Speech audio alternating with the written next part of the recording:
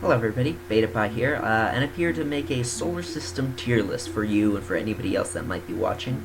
The main reason that I'm making this list is to educate you ignorant whelps who don't understand the grand majesty of space, and also to show NASA how its budget should be allocated based on my opinion, which is obviously the primary metric that anybody should use when making a decision of any kind. If your favorite solar system object is not on this list, then that means that your opinion, I'm sorry to say this, except that I'm not, is wrong and stupid and dumb, and we should get rid of that solar system object, period. End of story. I'm not going to make compromises about that. So, without further ado, and this will be a slightly more comprehensive list than a lot of the ones that you'll see. I won't go super in-depth covering every moon of Jupiter and Saturn, but I will include some of the more interesting moons, as well as the dwarf planets that I thought were noteworthy. So, without further ado, let's get started. I'm going to begin by discussing the Oort cloud. Now, that might sound a little bit strange to those of you who aren't, super acquainted with the outer solar system. The Oort cloud isn't really an object so much as it is a concept. I've put it down here in F tier in part because of that. Let me enlarge this for you so that you can get a slightly better look at this. This is the Oort cloud as compared to the Kuiper belt, the furthest out object besides the Oort cloud. The Oort cloud is a very loose collection of particles, dust, asteroids. Basically, it's the furthest far limit of what the sun can reach before it gets caught in the gravity well of something else or just goes flying out. It's kind of cool because you can see the accretion disk, which is just, as the sun spins, as the sun, is the way it is, and as the solar system has a lot of its mass concentrated in the plane of the ecliptic, all the planets aligned like that, everything tends to compress down into a disk. You can see some of that happening here as you get inwards, but besides that, it's really boring. It's kind of just a big dust cloud. It's not even, they couldn't even justify calling it the Oort belt because it's too disparate, and it's too round. It's not a belt, it's just a cloud. And clouds are not something that should be in the solar system. Clouds are something that should be found on planet. So that's the least interesting object in the solar system, in my, non-humble and obviously correct opinion. Hey y'all, Future Beta and co-editor Tank here. I just realized that I forgot to discuss the asteroid belt in my original recording, so we'll just do that now in the future. This is the asteroid belt, another pretty boring object. It's more interesting than the Oort cloud by a fair margin. It's a lot more concentrated than the Oort cloud, and it's got a lot more interesting objects in it, but by itself, barring some of the more isolated, more interesting objects within the asteroid belt, not great. Now you can see on this map there's a few interesting things that I'd like to point out. The main asteroid belt is highlighted here in blue. These yellow objects are what's called Trojan asteroids. So they're at what's Jupiter's Lagrange points. So those are some of the points where the pole of Jupiter and the pole of the Sun sort of kind of cancel each other out, right? So objects will sort of linger in these galactic parking spots, if you will, right? And they'll follow Jupiter and trail ahead of Jupiter as these poles, in this kind of triangle formation form. So, that's kind of cool. There's actually Lagrange points for every single planet, any gravitational body of any kind, really. But Jupiter is the only object that's massive enough that they're really ever noticed. So if you ever hear the term Trojan asteroid, it's generally assumed that you're talking about Jupiter's asteroids, or Tank's asteroids, because he's pretty big. Otherwise, asteroid belt is just pretty boring. Just kind of a bunch of rocks, really. That's about all I have to say about it, and I think that's all Tank has to say about it too, so, oh boy. Back to past beta. See you guys in the past. Coming up just after the asteroid belt here, we have the Kuiper belt. Now, the Kuiper belt is only marginally more interesting than the asteroid belt, and I do mean marginally. It's just a collection of rocks, just like the asteroid belt is. You can see on this map a couple of the other probes that we've sent out to the stars over the years. These are very, very old probes that were sent out either to track different planets or to track the belts themselves. So they just went out super, super far, and they're still going. Voyager 2, I believe, is the one that's furthest out, narrowly beating out Voyager 1. Although Voyager 1 is older, Voyager 2 was moving much faster. As you can see, Voyager 1 had a fairly linear path. Voyager 2 hooked kind of around the sun. It had this crazy trajectory. The Pioneer probes are also on here. Those were pretty neat. The Kuiper Belt, not very interesting. It's mostly just interesting because of how far it is and how little it's mapped. So that's also going down in the E tier, just like the asteroid belt. So next I want to hit up the dwarf planets. Now the dwarf planets, you might be thinking, those are all going to be pretty boring, right? They're just rocks, they're just same thing as the belts. But that's not necessarily true. The dwarf planets, some of them actually have really interesting and unique properties that beat out, at least in my opinion, some of the mainstay major planets. So beginning, we've got one that everybody should recognize, Pluto. A lot of people are going to be angry at me for calling Pluto a dwarf planet, but I'm sorry, it just is. It's not a planet, and that has nothing to do with its size. Pluto is perfectly respectable in terms of its mass. It's a nice, lovely sphere. The thing that makes it a dwarf planet is its orbit. Its orbit is not regular. Now, what does that mean? It means it's not in a fixed distance, relatively circular orbit around the sun. It means it's kind of a little tilted, kind of a little elliptical, a little bit to the side. It's not going in a regular circular pattern. It cuts out in front of other things and then juts out behind them again, right? It doesn't behave like other planets behave, so it was given its own classification. It was given a new category, which other things also fall into. But the point is, Pluto, not a planet. At the end of the day, it doesn't act enough like the other planets to count. That being said, as a dwarf planet, it's about what you would expect. It's pretty average. It makes an excellent baseline for what you should expect from the other dwarf planets. Pretty small, weird orbit, very cold, very far away from the sun for the most part. Not very interesting besides that. But certainly something worth investigating, certainly something that's worth at least a little bit of attention. The next one that I want to touch on is Aries. E-R-I-S, Eris, Aries. It can be pronounced either way. It's another fairly typical dwarf planet. A little bit more interesting than Pluto just because it's more reflective, it's a little brighter. It's also a little more mysterious. We haven't had very good pictures of it, hence the reason that I don't have a PNG like I will for most of the planets properly. But besides that, pretty typical, pretty standard. Icy, rocky, cold, far away. Not super intriguing, but worth a bit of your time. The next one, which I consider a little bit more interesting here, is Ceres. Ceres is much closer to the sun than almost all of the other dwarf planets. It's in the asteroid belt, and you can see if you look at it, let me make this a little bit bigger so you can see. It's not perfectly spherical, it's a little bit misshapen, but it's just big enough that it wants to collapse into that ball shape, right? So it's just at the very edge of how massive something can be without being a perfect sphere like the planets are, which is pretty cool, pretty unique, and it gave us a lot of information about how planets form when we were first learning about it. So pretty cool. It by itself makes up a very large percentage of the mass in the in the asteroid belt.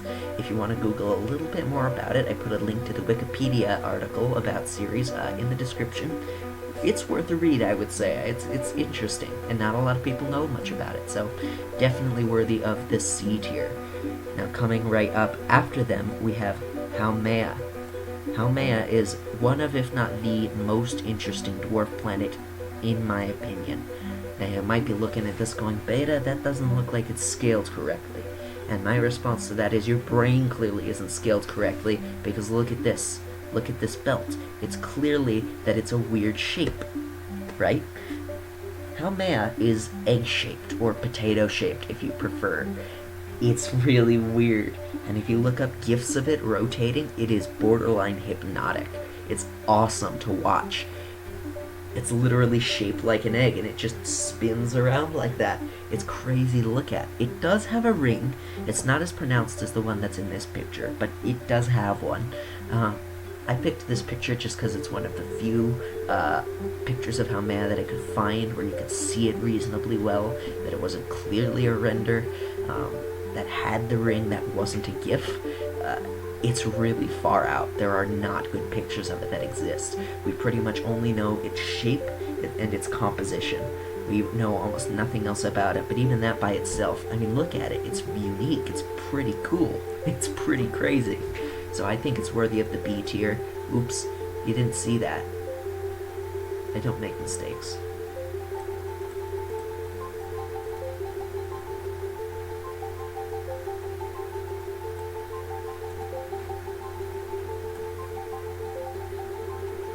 So yeah, it's definitely worthy of the B tier, at least in my book. Again, worth a read of the Wikipedia article if you have time. It's pretty scant, pretty boring and uninteresting, but I think the object itself is interesting enough that it deserves a trudge through the uninteresting. Now that we've gotten through all the dwarf planets, let me pull up this map for you.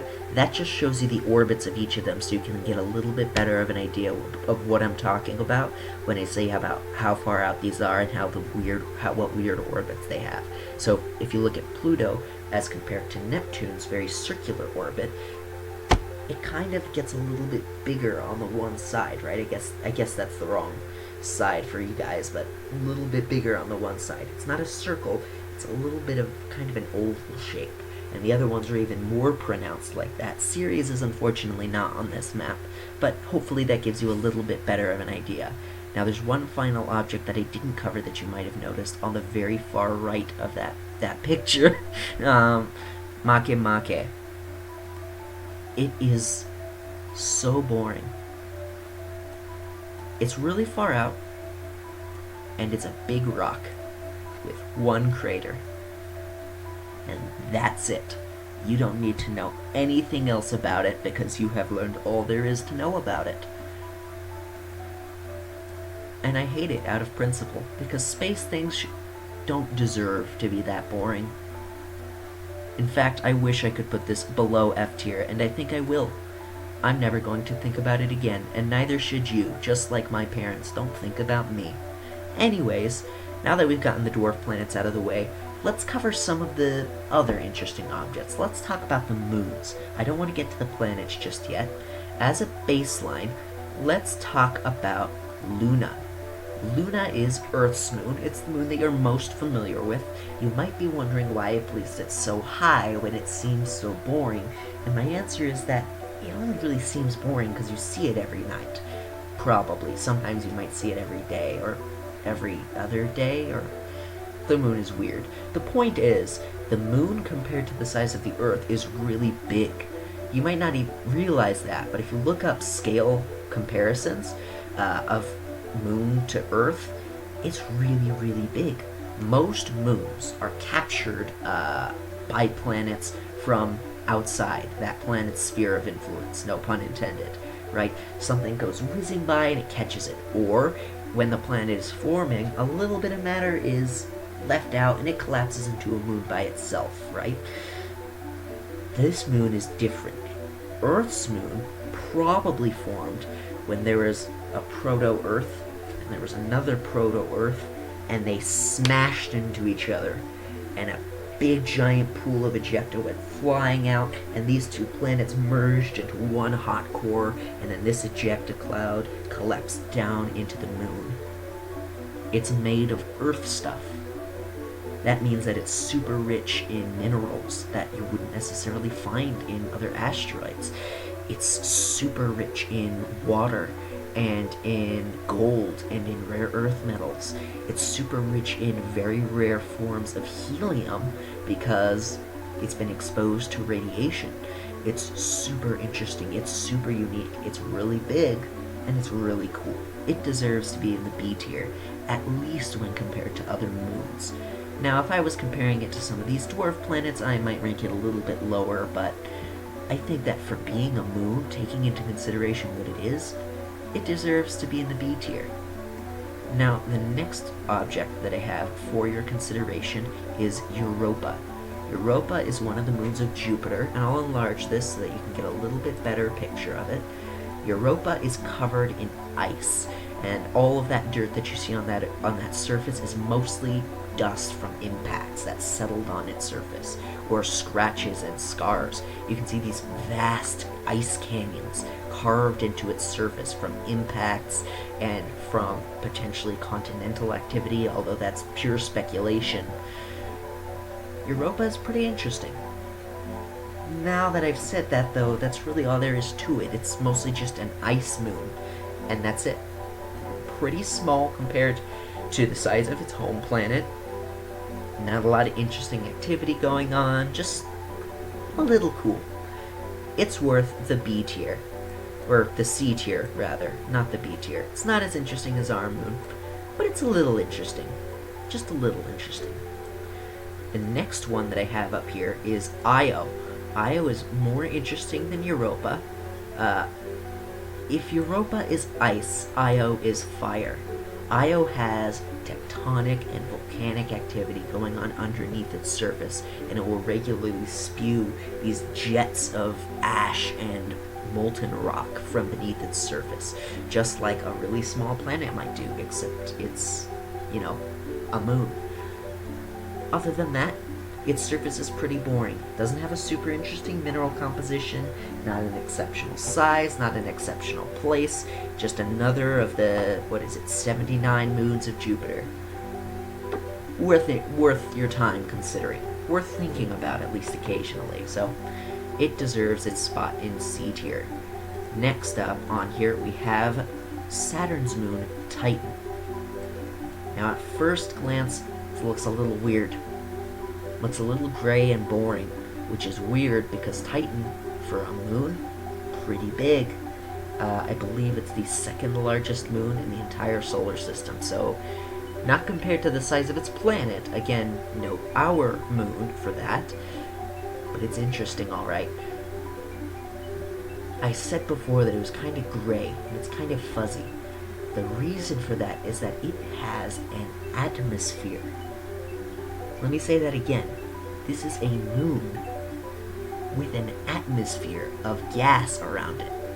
Now, I can't recall off the top of my head what that gas is, so I know for a fact that it's not an oxygenated atmosphere. You wouldn't be able to breathe there. But it's really hard to know very much about it because of that atmosphere. You gotta look through it to see what's going on in there. But it is really unique. A moon with an atmosphere, pretty one of a kind. And it's pretty big, so a potential colonization target one day in the far future. Big enough that humans could live there comfortably. And it's got an atmosphere, so we won't die from vacuum. We just need an oxygen tank. We wouldn't necessarily need bulky EVA suits to survive. So absolutely worth the A tier. Definitely look into the history of Titan and the scientific knowledge about it. There were some really early rockets that were named after it, or perhaps they were named after the Greek Titans. I'm not sure which way around it was, now that I think about it. Doesn't really matter. If I can't remember it, then it's obviously not important, and nobody should bother remembering it, but the point is, Titan's pretty cool. Next up, we have Ganymede. Ganymede is a very interesting moon. Ganymede is again very, very large, almost Mars-sized. Another interesting thing about Ganymede that you might notice is its very unusual crater and colorations, or crater patterns and colorations. Pretty cool, pretty big, almost Mars-sized, like I said before. It would be a planet if it wasn't in the orbit of Jupiter. Plain and simple. That's pretty neat. Really, it shouldn't be classified as a moon, except for the fact that a planet influences its orbit. It's more similar to a dwarf planet than it is to a moon in a lot of ways. Pretty cool, pretty interesting. Now, I think I've covered all the moons, except one that I'm going to save for later, and for good reason.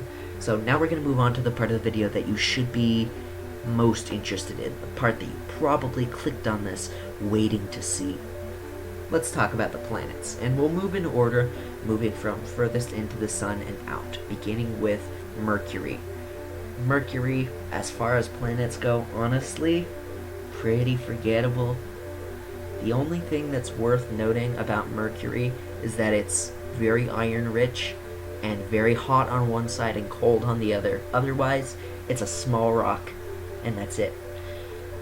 Less interesting than a lot of the dwarf planets, in my opinion. The only thing that makes it a planet is its circular orbit. Pretty boring. You already know all you need to know about it, but it is a planet, so I'll at least put it in D tier. You know what I mean?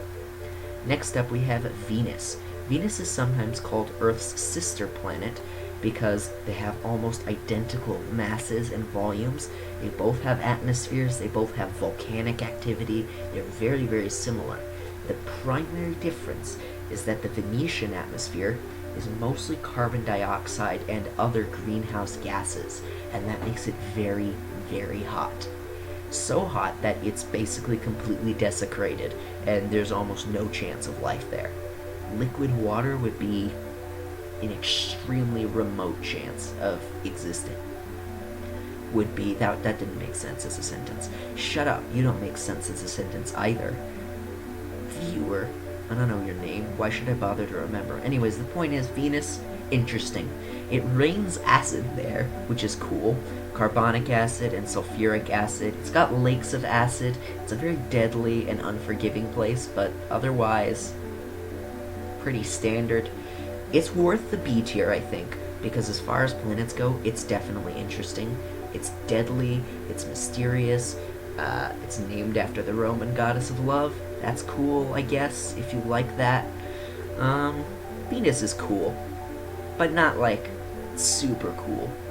Unlike Jupiter, which is, like, the coolest planet, by the way, Jupiter goes wildly underappreciated because of its sister Saturn. Let me tell you a bit about Jupiter here, okay? First off, he's a big boy, okay? You probably already knew that, but he's a big boy, it needs to be said. The second interesting fact about Jupiter is that he's got something called turbulent flow going on. If you don't know what that is, I put a link to it down in the description, a cool video about it by Versatanium. It goes really in depth describing what turbulent flow is, because it's a little hard to describe, but in general terms, loosely speaking, you can basically call turbulent flow as its surface moves a whole lot all at the same time, right? Stuff doesn't move parallel. Everything is moving every which way, and everything is affected by everything else, like the butterfly effect. If I pull this up a little bit bigger, you can see the massive storms that brew on it, and these crazy swirling eddy patterns that form these beautiful stripes. It's very brightly colored compared to a lot of the planets, because as it goes, layer by layer through gas and dust, the storms pull parts of it down and push other parts of it up. So you get these beautiful white and red stripes going on from the storms and eddies and swirls that it makes. Jupiter is really cool. The other neat thing about Jupiter is basically responsible for the existence of the asteroid belt. A lot of the mass in the asteroid belt is near, if I'm not mistaken, one of the Lagrange points for Jupiter, which just means that it's at a really nice balancing point where it's not going to get pulled either direction. It's kind of right in the middle between the Sun and Jupiter, and it gets held there. Jupiter is what keeps the terrestrial inner planets safe from all that mass that exists out there. It's pretty important to the overall structure of the solar system. If we didn't have Jupiter, Earth would be just like Venus. It would be a barren wasteland, probably lots of gases from comets and asteroids that crashed into it and released them all. It would not be anything like what we see today. It's definitely an A-tier planet. It's one of a kind. There's nothing like it in our solar system, and there are few gas giant planets like it outside of the solar system. It's pretty remarkable. It's not the most remarkable, but it's pretty remarkable. And it goes very underappreciated. Saturn, on the other hand, I've got strong opinions about Saturn. It's overhyped. I'm sorry. But it is. Everybody's like, oh, it's so pretty. Look at those rings. Oh my gosh, it's so bright. It's not that interesting, guys. The rings are the one thing it has, okay? Otherwise, take a look at this picture of Saturn without its rings. Pretty boring. That's the only thing it has going for it. Okay, sure, it's got like a hexagon at its poles or whatever, but that's just coincidence. It's just a brown gas giant planet, completely what you would expect out of a gas giant planet. There's nothing remarkable about it, not in color, not in storm patterns, just the rings, and that's it. And even those are gonna fade one day. Pretty boring when you take away that one thing. And if you're defined by the one thing that you're good at, you're not very good at very much. I'm sorry, but it's true. Saturn is overhyped. That being said, it is a gas giant planet. It does have cool rings. I wouldn't call it boring, but I wouldn't call it interesting either. So I have to put it in good conscience in the C tier. Completely and perfectly average. Exactly normal. Next, let's talk about Uranus. The butt of many jokes, I know. Uranus has mostly a methane atmosphere and a sulfide atmosphere. That's not the correct term, but I can't be bothered to look it up because chemistry is for nerds. Uranus is pretty cool because, let me make this a bit bigger so that you can see it better. It's at a 98-degree angle when compared to the other planets. This and this are its poles, not this and this. It's like north-south and east-west were flipped. It's tilted. It's sideways. And scientists aren't quite sure why that happened, why it spins in a different direction than every other planet, which mostly spins with the plane of the ecliptic with a slight tilt. Some theorize that it was an asteroid strike. Some theorize that it was something to do with gases being spit out of Uranus, which does happen regularly. The sun emits lots of ions and particles. The sun, one of the things it is, among many others, is a giant magnet. And magnets shoot out lots of electric energy, electromagnetic energy, in the form of light in the case of the sun, or in the case of just regular magnetism and ions and all kinds of other stuff. Solar wind passes by, and Uranus's magnetic field gets hit by it, and it pinches off into a little bubble, and it floats away in the solar winds. So it shoots off big spurts of gas, right? And it loses mass, and maybe that has something to do with its weird angle. Scientists aren't really 100% sure about that. But it's interesting. It's definitely interesting. I can't remember where I had it placed just now, but I'm going to go ahead and ignore the struggles that I'm having because they're obviously completely intentional struggles. I'm going to go ahead and put Uranus... I'm going to put it in... Put it in C tier. I think that's where I had it before. I can't remember. But it's like right in between C and B tier for me. Besides that weird angle, and besides the whole spurting out gas, right, it's pretty typical for a gas giant. So it's not like exceptionally interesting, but it's definitely more interesting than Saturn is. So it's, for me, right between B and C. I'm gonna put it in C, but I could just as easily justify putting it in B. Next one we have up here is Neptune. Neptune is the final planet of the solar system. It's the furthest planet out from the sun, which makes it extremely cold. Neptune is interesting because it's extremely vibrant color. Neptune and Uranus both, by the way, do have very, very light rings. They're just not typically very visible. They are only visible under certain light and certain conditions, but they do have them. I can't remember what Neptune's atmosphere is off the top of my head, but it's slightly unconventional from what I understand. It may or may not have a solid core. They're not sure. Otherwise, again, pretty standard for a gas giant. Nothing that makes it really stand out. It's a little boring. I might move it up to B tier, but I feel less sure about moving it up to B tier than I would with Uranus, so if I'm not moving Uranus up to B tier, Neptune's staying in C tier too. It's my list, not yours, and my opinion matters more than yours anyways, so stop second guessing me, anonymous viewer that I made up to lampshade. Oh, there is one planet that I skipped. Mars. Mars, I struggled a lot with Mars's placement on this list. Here's the thing. Mars is a dead world. It was a lot smaller than Earth. It used to have liquid water, flowing metal under its surface that made this magnetic field, volcanoes that were larger than Earth's. The largest planet in the solar system, Olympus Mons, it's on Mars. The biggest valleys, the deepest canyons. But it doesn't have any of that anymore, and I wouldn't want to listen to a dead person for advice. I mean, look at like Abraham Lincoln. He got shot. He's stupid. Obviously, we shouldn't listen to him, right?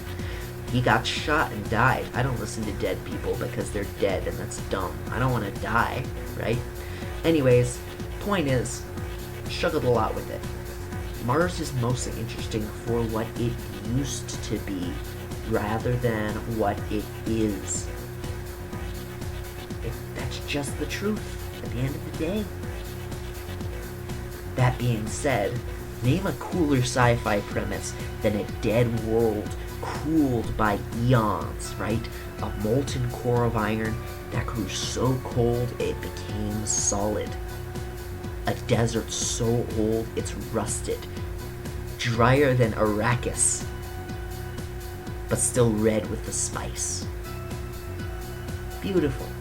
Interesting, unique, one of only a handful of its kind, and something that's really hard to identify. Maybe it once housed life, maybe it didn't. We'll never be sure until we go and find out, right? So I put it in A tier, because of how interesting it could have been and could be still. But I really honestly did think about putting it all the way down in F tier, just because listening to dead people is stupid because they died. Why would you want to do that? Same logic, right? It's a dead world. Why would we pay attention to that? It made a mistake, obviously. Now you might be noticing something. There's a noticeably empty tier right here. But first I want to address this big giant hole that I left. I'm sure that's been bothering some of you. I did it on purpose, just to irritate some of you. But this is where I'm going to put the comets. Comets, pretty interesting. They're similar to asteroids, except they're generally much icier, and they have a crazy weird orbit. And as they swing over close to the sun, and they heat up, and they get hit by that solar wind, which, again, I mentioned earlier, shoot off particles of dust that leaves this beautiful trail behind them, and they release an ion trail of gas that lights up under the energy from the sun. Beautiful, stunning, unique. They're generally speaking two kinds of comets, short period ones and long period ones. Short period ones are objects that are, close to the inner solar system. Maybe they originated from the asteroid belt, for example, or maybe they got caught by Jupiter and flung on a weird course. They swing by every 100 or couple of 100 years. Halley's Comet is a great example of that, swinging by, visible to Earth every 75 or 76 years. Very long, very big orbits, but pretty cool. Long period orbits, you're looking more at hundreds, if not thousands of years on rare occasion. Orbital periods. They're mostly originating from that Oort cloud and Kuiper belt, swinging in super close and then coming way back out. This is the category that a special type of comet called stargazer comets fall into. They come in from outside the solar system, hook around the sun, and then leave again. Very unique, very interesting. I can't recall whether or not they've ever been seen before or if it's just a theoretical concept, but either way, pretty cool, pretty interesting. If you ever have the chance to see a comet, you should. It's a real sight to see. Comets totally deserve the B tier. Now as for that empty tier up at the very top, you could probably figure out by process of elimination what it is.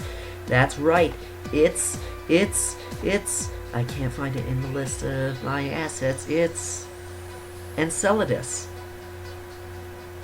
What, you didn't see that coming?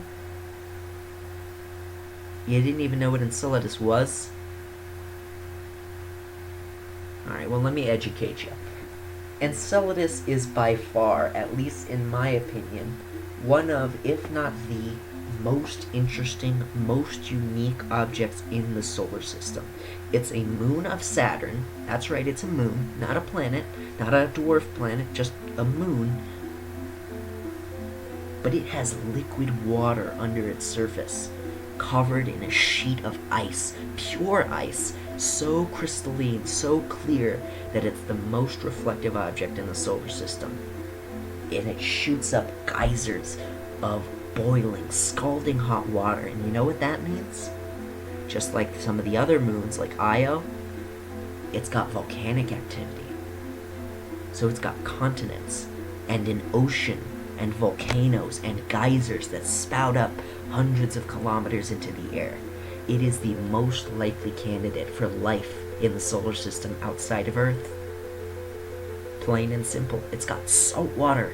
It's just in the right spot in the solar system to collect all the elements you would need for life. It's beautiful, it's stunning, it's protected by Saturn's enormous mass, so it doesn't get cratered very often. And we know almost nothing about what lies underneath that surface except that it's liquid water, ocean, planet-wide ocean. Perfect fit for life. Enceladus is beautiful and interesting and wonderful and one of a kind. And it's a moon that has all these qualities, which makes it even more special, even more incredible. It's not a planet that has all these crazy qualities, and it completely changes the way that we look at life outside the solar system. Maybe life doesn't form on planets, maybe it forms on moons, maybe it forms on comets, maybe it forms everywhere, maybe it forms nowhere. It completely changes our perspective on so much. It's so important and so interesting. It's one of a kind. Feels like there's a couple of things I'm forgetting. Oh, here's one of them. Earth, right here. Now, Earth, as we all know, is the only planet in the solar system that's flat, for one. It also rests on the back of a giant turtle, which is a real shame. We haven't done any biopsies or studies of the space turtles. Personally, given that it's the only flat planet, I think that they're critically endangered, and we should see if we can clone them, maybe splice them with Earth turtle DNA to see if we can, revive the species. Like I said, it's the only known flat planet in the universe, which is pretty crazy, pretty unique. But the government hides that from you, so maybe you didn't know that, but if you didn't, there you go. Earth is another S-tier planet. It's got liquid water, oceans, continents, volcanic activity, a magnetic field. It's the only place that we know for sure has life on it. And as a biologist, I can't tell you how happy that makes me, since it means that I have a job. Pretty cool. Earth is great. I know some of you probably want to put it all the way down here in F tier, just because of personal bias, but let's be real. Your life probably does suck. Mine doesn't, obviously, because I'm awesome. But Earth doesn't suck. At least not right now. Pretty dope. There's one other thing that I think I'm forgetting. Yeah, it's probably not important. With all that out of the way, though, It's been fun. It's been good.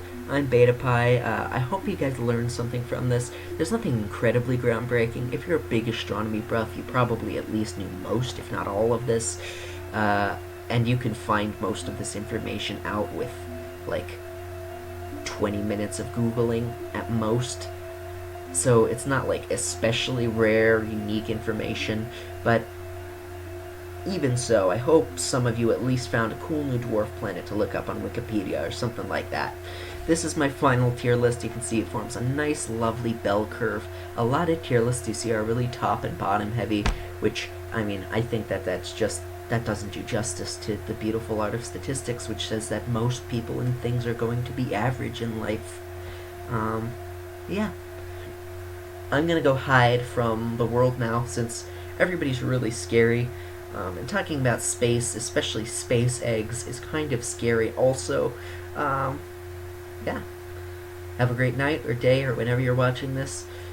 Feel free to hit me up on Discord if you have any questions about this stuff. I'd be happy to answer. This is really only surface level knowledge, so I can delve more in depth into it if any of you want. Like I said before, this has been BetaPi, and I'll see you on the other side of the Earth, because that's where I'm going to hide and hang out with the giant turtle.